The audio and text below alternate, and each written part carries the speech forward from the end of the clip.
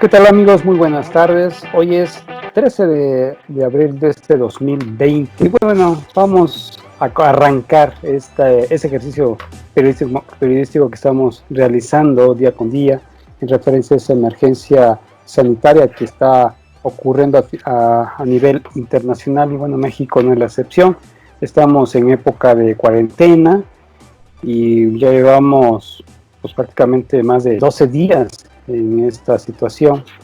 Y antes de dar inicio, pues voy a presentar a mis compañeros que ya están en la línea, bueno, ya están al aire, Arturo Suárez y Lorenzo Martínez. Buenas tardes, ¿cómo están ambos? Hola Rafa. Buenas tardes, mi querido Rafa. Buenas tardes, mi querido Arturo Suárez. Bienvenido Lorenzo Martínez Vargas. Bienvenido Lorenzo. Arrancamos con los números, ¿no, Rafa? Así es. Y bueno, ya habíamos comentado antes del aire, me han dicho fuera del aire, antes de arrancar, que los números estaban entre 332 muertos contra 5.014 confirmados.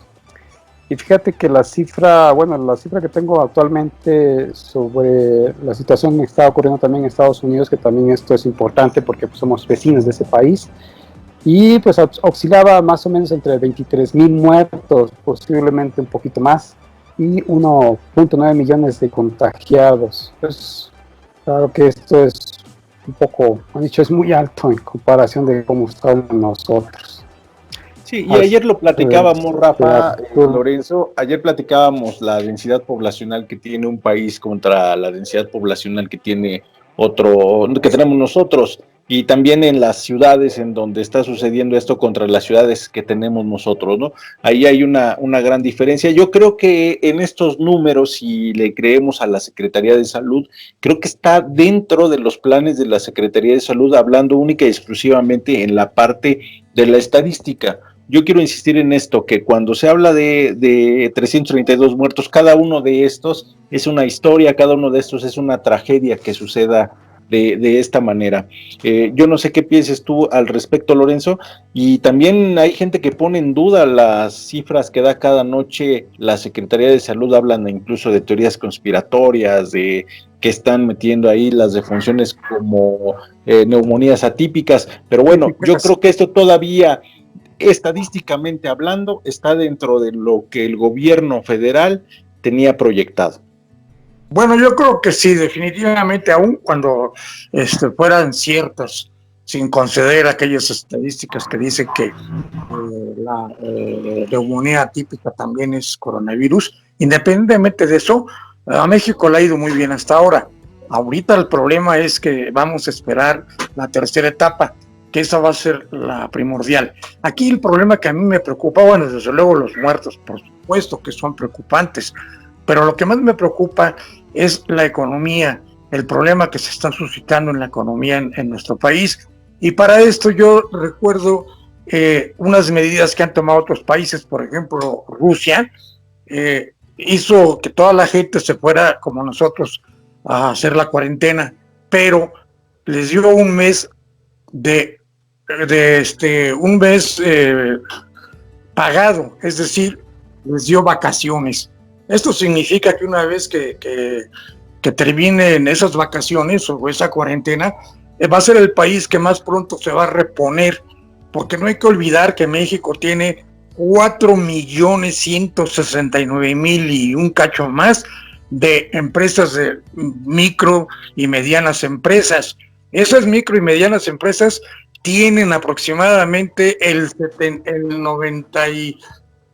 son el 93% del total de las empresas y tienen más o menos 87% de todos los trabajadores del país. Te estoy hablando de que las grandes empresas que deben mucho dinero al fisco y que van a correr a mucha gente, pues en realidad a esas no hay que rescatar. A esas empresas, las grandes empresas en México, que son el 15% aproximadamente, no tienen por qué ser rescatadas. Pero el problema más grave del coronavirus aquí es que las pequeñas empresas no están siendo rescatadas. Vamos a tener graves problemas porque los empleos que hay en el país son de más de 4 millones de empresas pequeñas. Yo creo que el coronavirus, esto nos va a traer muchos problemas en la cuestión económica. Ahora bien, sí es cierto esto apenas empieza, Lorenzo, ¿no? Sí, claro. Esto apenas empieza, ¿no, Rafa? Sí, así es. Por eso, apenas empieza, y por eso te digo que es cierto que esos 332 no es un gran número. Claro que es un gran número para las propias familias donde fueron los fallecidos, pero si esto empieza y ya tenemos problemas en las pequeñas y medianas empresas, pues imagínate cómo nos va a ir en la tercera etapa. Fíjate, Arturo, Lorenzo, que la noticia de hoy y de ayer también ha sido este pacto que firmó el presidente con hospitales privados, en donde se van a poder atender a pacientes del IMSS y del ISSSTE y a sector abierto de la población. Este pacto que, bueno, en la fotografía se refleja precisamente el presidente junto con el encargado de la Secretaría de Sedena, el canciller de la Secretaría de Relaciones Exteriores, Marcelo Ebrard, entre varios. Y también dentro de la fotografía destaca nuestra jefa de gobierno de la Ciudad de México.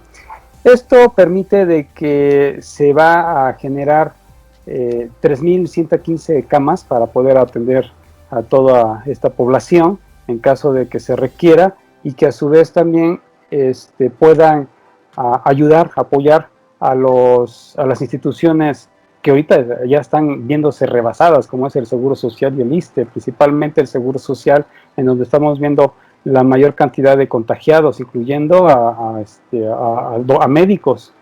Y vemos el caso de Baja California, vemos el caso de Sonora, vemos el caso del Estado de México ahí en Tlalnepantla, y esto pues viene permitiendo de una manera ayudar a generar un aliciente para poder permitir que en lo que viene la etapa más crucial o el pico de lo que es esta curva, pues podamos tener o se pueda considerar una alternativa para poder combatir este virus, ¿no? Creo que esa es una noticia del día muy importante.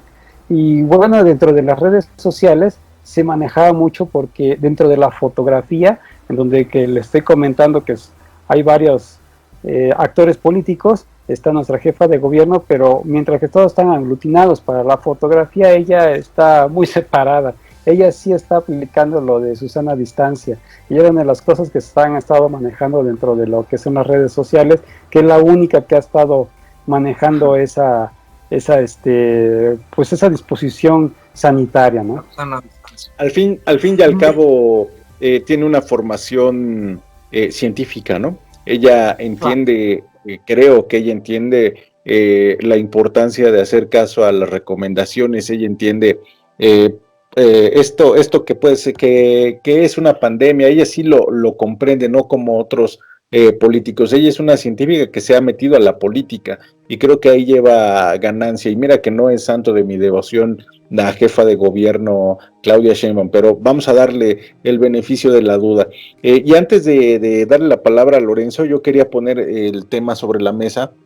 Lo platicábamos la semana pasada, creo que era el sábado, de que además de este discurso de odio y de separación que ha pues implementado el gobierno federal a través del presidente de la República, de López Obrador, que todos los días le pega a los medios y a todo aquel que no le guste desde su mañanera, habría que sumarle es un ingrediente más, que es este discurso que ahora están implementando el gobernador de Jalisco, Enrique Alfaro, y el de Nuevo León, Jaime Rodríguez el Bronco, donde, insisto, es mediático el asunto, pero empiezan a hacerle guiños a una posible separación de este pacto hacendario, que sería tanto como pegarle al pacto federal que da cohesión a la República, a la República, ¿no? Que es en donde vivimos.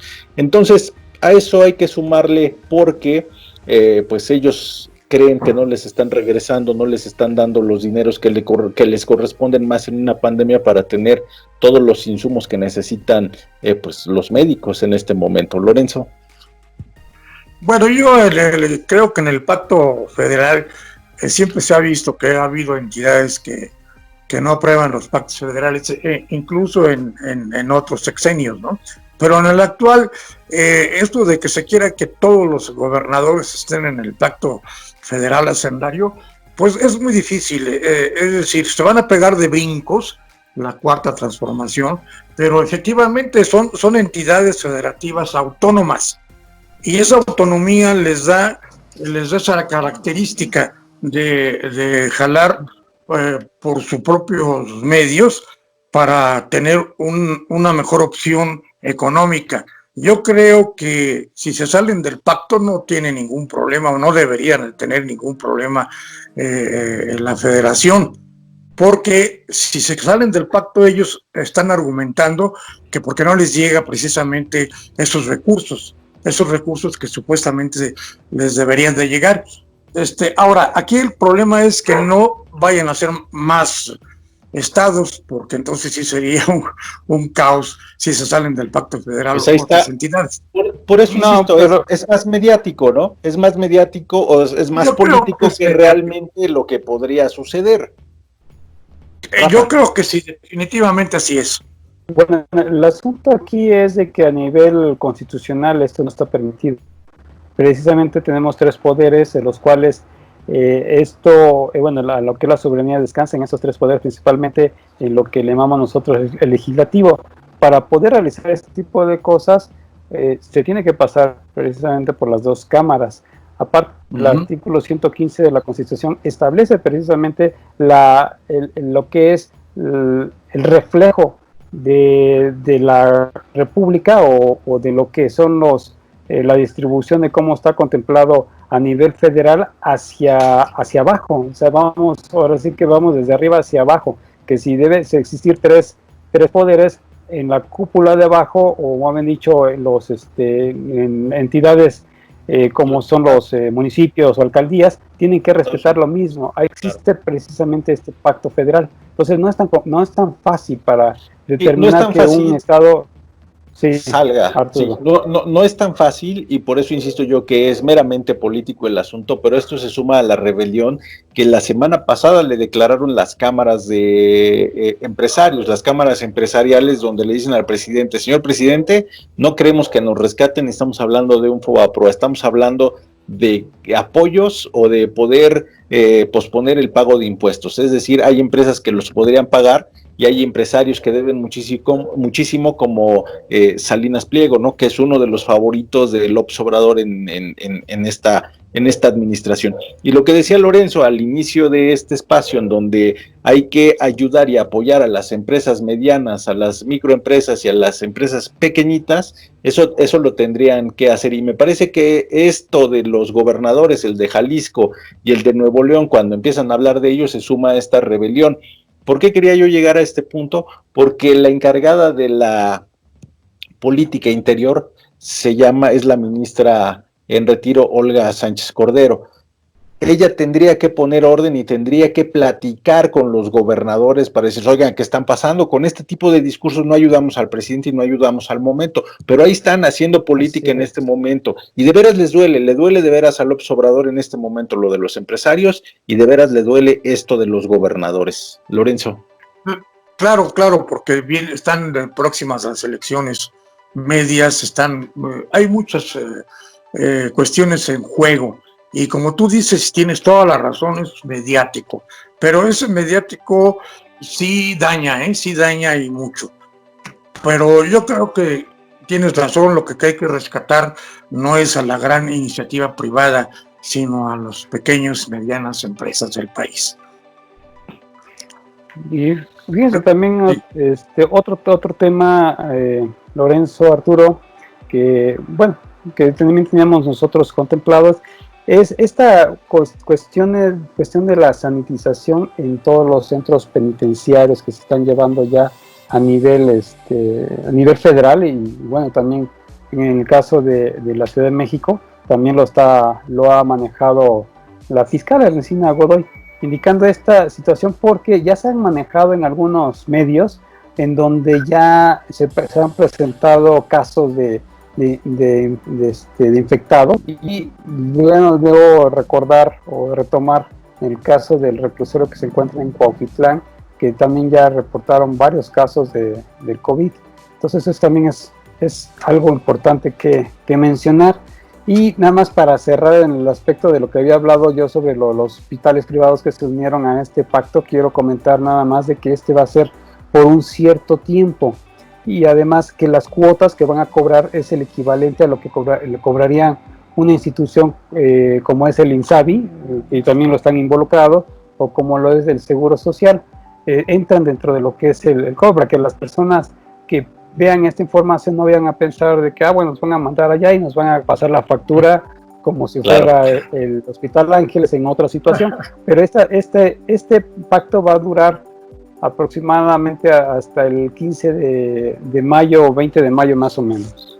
Sí, y Rafa, a mí me gustaría mucho también aclarar, porque revisaba yo información al respecto, no es tampoco que vayan a recibir enfermos de COVID o de coronavirus, sino solo lo que intentan hacer es descargar un poco esta saturación que pudieran tener los hospitales haciendo otro tipo de labor, por ejemplo, cirugías menores, en fin, pero no van a recibir, exactamente. Sí, exacto, no van a recibir pacientes con coronavirus, a menos que sea una persona que tenga los recursos y que vaya a estas instituciones a tratarse eso, ¿no? O sea, ese es el asunto, que no nos dijeron, como acostumbra este gobierno, no nos dieron toda la información.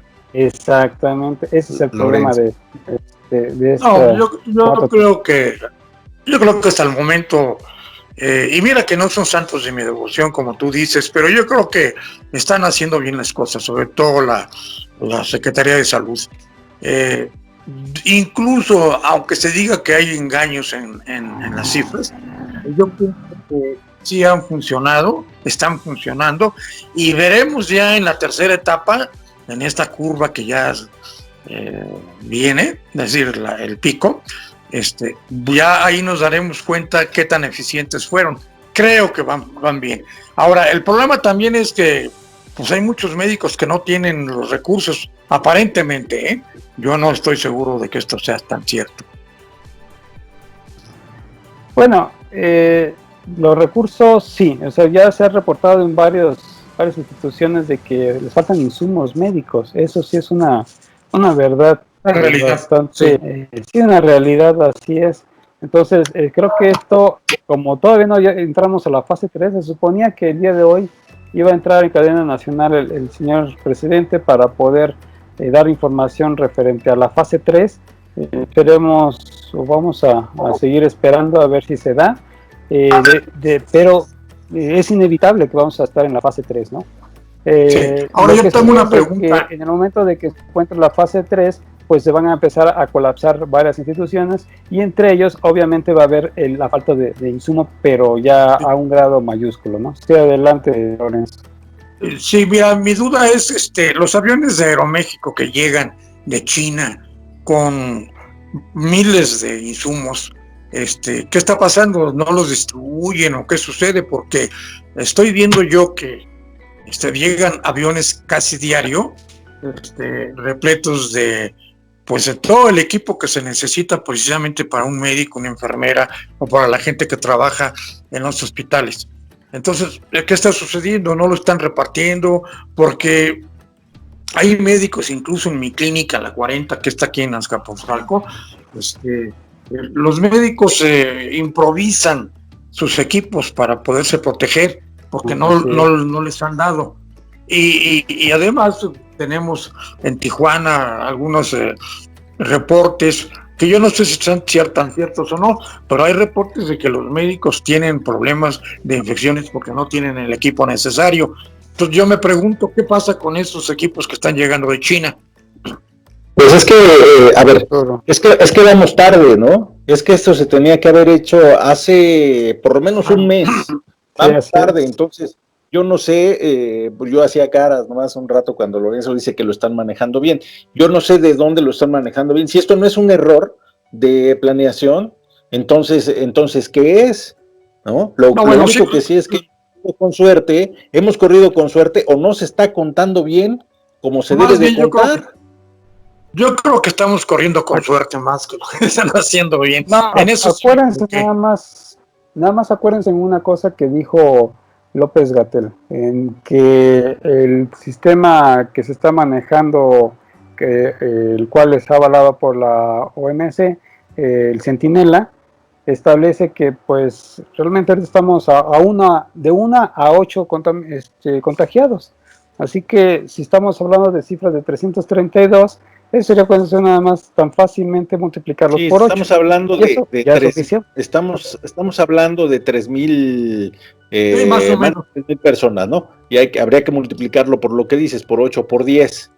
Así es. Pero la cifra de muertos, ahí por es donde hay... Entre los que están disfrazados, yo aquí tengo una nota en donde establece de una persona que murió precisamente de COVID, pero ingresando al Seguro Social, fue en el Seguro Social de Monclova, no le habían dado, bueno, no les habían llegado todavía el resultado de la prueba, y ya había muerto el señor. Entonces, pues ahí están en la acta de función ponen ahí que era una, sí, y ahí y en la acta de difunción le ponen que fue una neumonía atípica. Entonces, así le contamos o le rascamos cuántos números van a salir. Sí. Bueno, eso es un hecho, ¿eh? Muy bien. Eso es un hecho. La gente que llegó de España y los que se murieron, los médicos señalaron que murieron por neumonía típica. Sin embargo, ellos hicieron su prueba de coronavirus, que les costó por ejemplo 25,000, 30,000 pesos en el ABC y varios hospitales. Y llegó después de que murieron, llegó la prueba que era el COVID-19, cuando ya lo estaban manejando como una neumonía atípica. Yo por eso sí creo que las neumonías atípicas, que son muchísimas, de pronto hay muchas, sobre todo en el Estado de México y aquí en la Ciudad de México, hay muchísimas muertes por neumonía atípica. Entonces que la epidemia es por la neumonía atípica o por el COVID. Sí, bueno, pues antes de irnos, yo sé que ya estamos por cerrar, nada más recordarle a la ciudadanía, evidentemente no salir de casa, lavarse las manos, lo que todos los días repetimos, pero yo sumaría esta noche no compartir noticias falsas, asegurarse de que la información que está en las redes sociales hay una fuente que se debe compartir, si no les puede pasar lo que Eugenio Derbez, ¿no? Comparte una noticia falsa y el gobierno muy bien hecho sale a desmentir esta situación. Veremos, como dice Lorenzo Martínez Vargas, veremos, el tiempo nos dirá quién tuvo la razón, y yo de verdad, créame que deseo de todo corazón que sea el gobierno federal que tenga las verdaderas cifras y que esto no se les salga de control. Hasta mañana. Lorenzo Hasta Martínez. mañana. Gusto saludarte. Gracias. No, al contrario, gracias por haber estado con nosotros. Pues te esperamos en otros momentos, ¿no? Los otros días, a ver si pueden estar con nosotros, ¿no? Claro que sí, ojalá y sirva de algo nuestro comentario, pero ya para finalizar, es cierto, al final de todo, sí, el gobierno federal entró muy, muy tarde a resolver este problema. Ok, pues, gracias, hasta mañana. Igualmente, hasta mañana. Nos vemos.